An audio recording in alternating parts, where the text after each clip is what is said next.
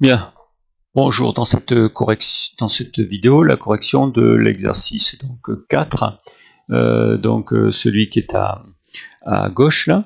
Alors il faut calculer l'intégrale de 0 à 2 de e de x moins x carré dx.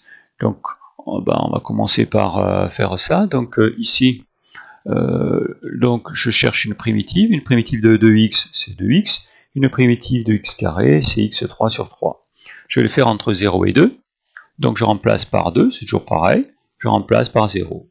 Alors E de 0, méfiez-vous, ça ne fait pas 0, mais ça fait 1. Ça fait 0, donc c'est pour ça qu'on a moins 1 ici. Ça vaut 1 ici.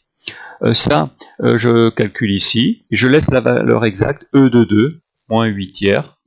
Ça, c'est ce qui est ici. Alors E de 2 moins 8 tiers, moins 1, je peux additionner ça, et là, je ne peux plus rien faire. Donc ça, c'est la valeur exacte. Maintenant, une valeur approchée, avec la calculatrice, ça fait à peu près 3,7. 3,7. Voilà, donc ça, c'était super court et en fait rapide. Donc, ça veut dire que par rapport à... Attention, ça c'est 2 et ça c'est 2. Donc ça, c'est une surface de 4 ici. 2 fois 2, 4. Donc le carré, ici, ça ne fait pas U1, une unité d'air. Ça fait 4. 2 fois 2. Donc c'est pour ça que la surface qu'on va colorier ne fait pas, en fait, peut-être, elle fait beaucoup alors qu'on va colorier un petit peu. Alors colorier ci-dessous l'air calculé avec cette intégrale. Alors ça, c'est la fonction e de x, c'est celle qui est au-dessus, ça c'est la fonction x carré. Quand on fait une intégrale de f de x moins g de x, on calcule l'air coincé entre la formule du haut, la courbe du haut et la courbe du bas.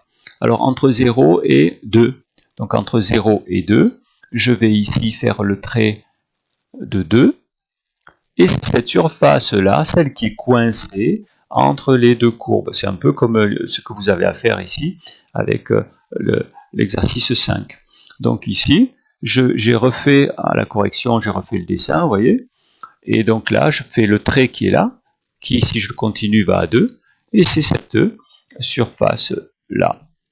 Voilà, un petit exercice 4, tranquillou, donc pour voir si vous êtes capable de faire une intégrale que vous pouvez vérifier, encore une fois, à l'aide de votre calculatrice. Ça vous donnera la valeur qui est approchée, mais ça ne vous donnera certainement pas la valeur exacte. Donc être capable de faire les différentes étapes et être capable de, sur un dessin, colorier ce que l'on a calculé.